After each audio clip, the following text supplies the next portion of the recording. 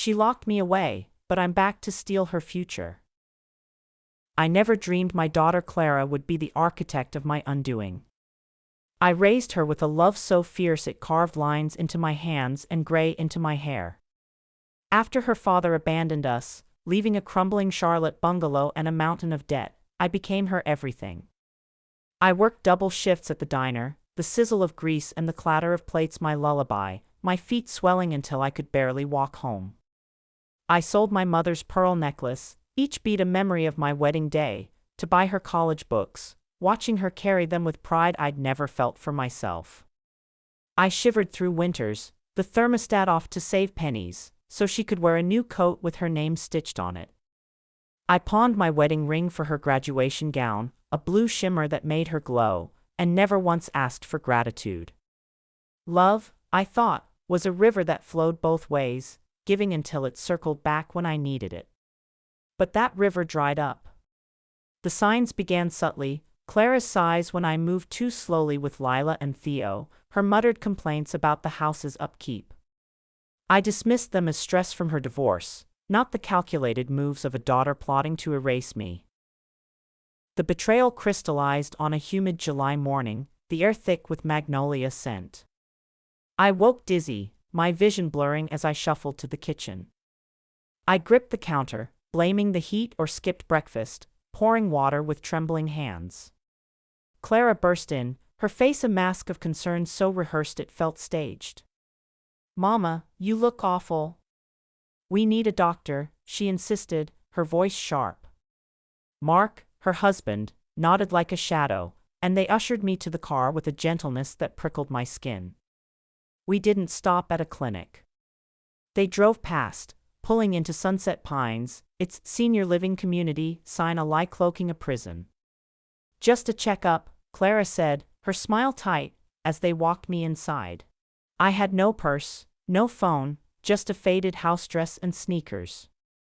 They introduced me to Nurse Karen, promised to return with my things, and left with a kiss and hug that felt like daggers.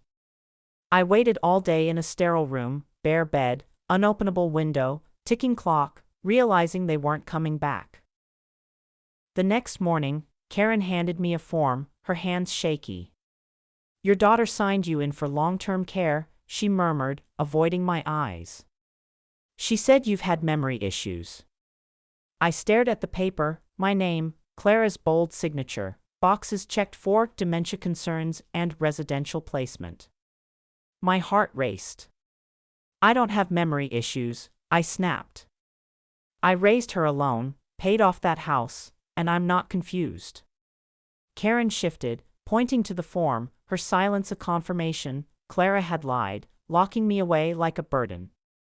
For 3 days, I sat in that beige-walled cell, the plastic flowers mocking me, calling Clara and Mark to voicemail, even trying Lila's tablet, disconnected. On the 4th day, I begged for the communal phone and reached Mrs. Ellis, my neighbor. "Eleanor, thank God," she gasped. "Clara told everyone you're too sick to live alone. She's in your house, changed the locks, repainted, planted her roses over your garden, claiming you agreed." The air left me. My daughter had stolen my life, buried me with strangers. I looked around at the other residents, mumbling to shadows, staring blankly at a TV blaring reruns, and refused to become one of them. I wasn't done. That night, I asked the activities coordinator for a notebook and pen, claiming I wanted to write letters. She handed me a spiral pad with a kind smile. I didn't write letters, I wrote a war plan. I listed my bank accounts, the house deed, Mr. Harold Tate, my old accountant who'd guided me after my husband's death. I recorded Clara's visits, her lies about my health, the promises she broke. I wasn't fading, I was arming myself. It took a week to reach Tate, his gruff voice a lifeline. "Eleanor, what's happened?" I poured out the betrayal, the forged documents, the stolen house. "I need out," I said. "And I need her to pay."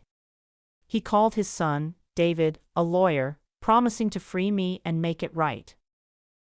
David arrived 2 days later, tall and fierce, his briefcase a weapon. He sat in the visitor's room, flipping through Clara's forms. "This is fraud," he said, jaw tight. "She claimed you're incompetent, but there's no medical proof. We can fight."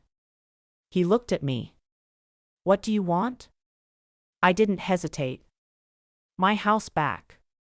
And Clara to feel this every day." We moved fast. David filed an emergency motion to revoke the fraudulent consent, arranged a capacity evaluation. The doctor confirmed I was sharp, no dementia. We opened a case against Clara for elder abuse and froze the joint account she'd drained. A week later, I walked out of Sunset Pines, David's hand on my elbow, the sun warming my face. Freedom tasted like vengeance. David set me up in a downtown apartment while we planned. Clara didn't know I was free, and I savored the secrecy. We filed to force a sale. My name on the deed gave me the right, even with Clara squatting. I pictured her in my kitchen, laughing with Mark, thinking she'd won. The paperwork was served Monday. Clara screamed, hurling a vase. Mark mute. That night, she called, sobbing. "Mama, how could you? This is my home." I stayed cold. "You stole it, locked me away. You have 30 days. The sale closed in 10 days. A young family bought it, loving the porch swing. Clara and Mark were gone, their marriage fraying in a cramped apartment. But I wasn't done. With the sale money, I bought a condo in their new building, across the hall. A balcony faced her door, paid in full. I moved in quietly, unpacking with a smile. The first morning, I stood with coffee as Clara grabbed mail, freezing at my sight. I saluted with my mug. She fled inside. I hosted tea parties, left daisies, befriended her landlord. Every pass by my door, she felt me, the mother she erased, now thriving. Lila came one night, crying. "Grandma, can I stay?" I made hot chocolate, listened to her tales of Clara and Mark's fights. "Mom says you're cruel," she whispered. "No, I'm reminding her I'm here," I said. Soon, Theo joined, sketching on my balcony. A month later, a moving truck appeared at Clara's unit. She was fleeing to Raleigh, the landlord said. Mark stayed, hollow, packing. I watched from my balcony as she drove off, no glance back. That night, I wrote she thought I was a burden, but I became her reckoning. I closed the notebook. My condo bloomed with marigolds, Lila and Theo visiting weekends. Clara hasn't called. My peace drowns her shame. One evening, Tyler hinted they might move Clara to Texas, Mark unsure. "Because he sees you," he said. I smiled, my silence louder than her defeat. I painted again, small canvases at first, then a memory of my old house with foggy windows, haunted by Clara's lies. Jason avoided me. Danielle's parties grew louder, her words about my obsession floating over. I didn't respond. Happy people don't shout. Then a for sale sign went up, crooked, rushed.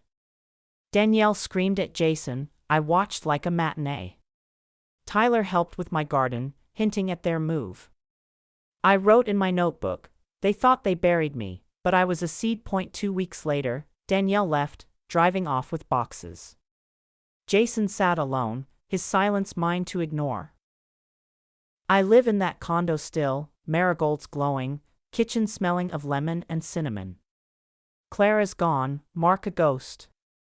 Tyler visits, sketching, finding peace. I don't seek reconciliation, just truth as his shadow.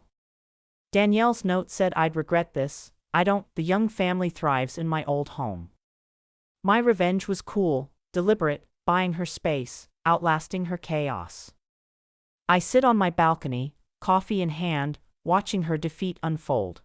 Closure isn't her apology, it's my silence drowning her shame. The roses bloom brighter, my victory echoing.